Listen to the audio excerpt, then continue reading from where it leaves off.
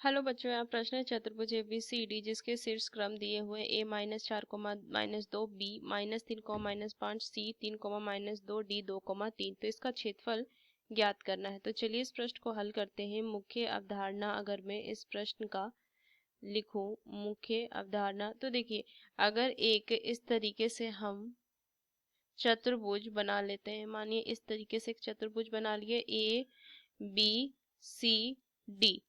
तो अगर मैं यहाँ से ए को सी से मिला दूं तो ये दो त्रिभुज में बढ़ जाएगा, दो त्रिभुज में।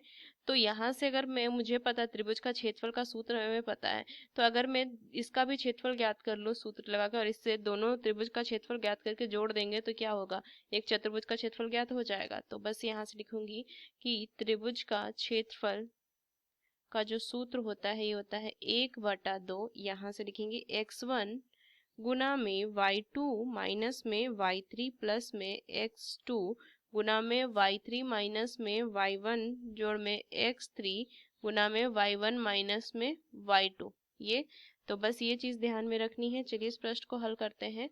तो a मुझे दिया हुआ है -4, -2, b मुझे दिया है -3, -5, c दिया है मुझे 3, यहाँ से लिखेंगे 3, -2, 3, -2 और d मुझे दिया है 2, 3।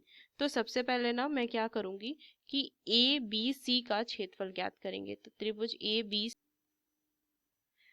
तो यहाँ से अगर मैं देखूं तो x1 क्या हो जाएगा -4, y1 हो जाएगा -2।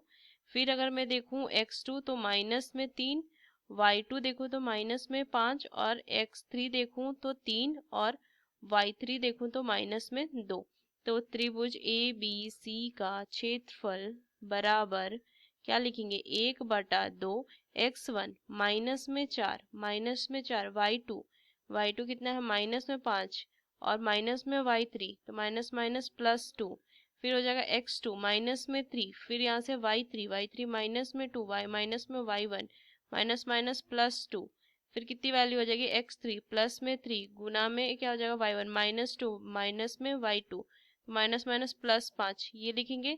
तो 1/2 यहाँ से कितना मान आ जाएगा, देखिए माइनस में 4 माइनस में 3 तो कितना वैल्यू हो जाएगा, ये हो जाएगा मेरे वैल्यू 12। तो 12 हो जाएगा plus plus minus minus plus.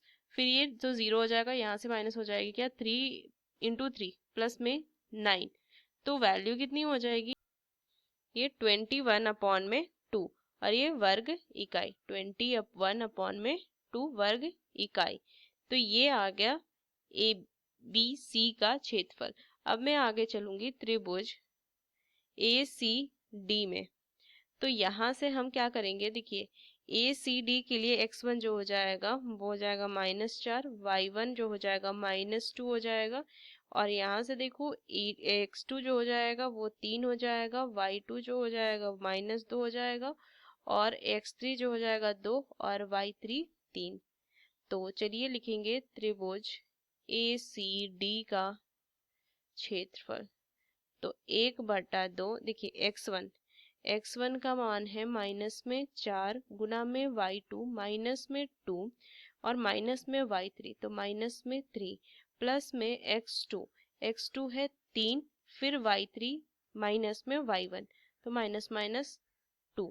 यहाँ से हो जाएगा माइनस माइनस, यहाँ से क्या लिखेंगे, देखिए ये क्या है माइनस में y1 तो माइनस माइनस प्लस में 2 हो जाएगा। फिर अगर मैं देखूं तो x3 तो प्लस में 2, y1 माइनस में 2 और y2 तो माइनस माइनस प्लस में 2। तो 1/2 यहाँ से कितना माइनस में 5 और ये प्लस तो ये 20 हो जाएगा। 5 गुना 3 15 और ये तो मान 0 हो जाएगा।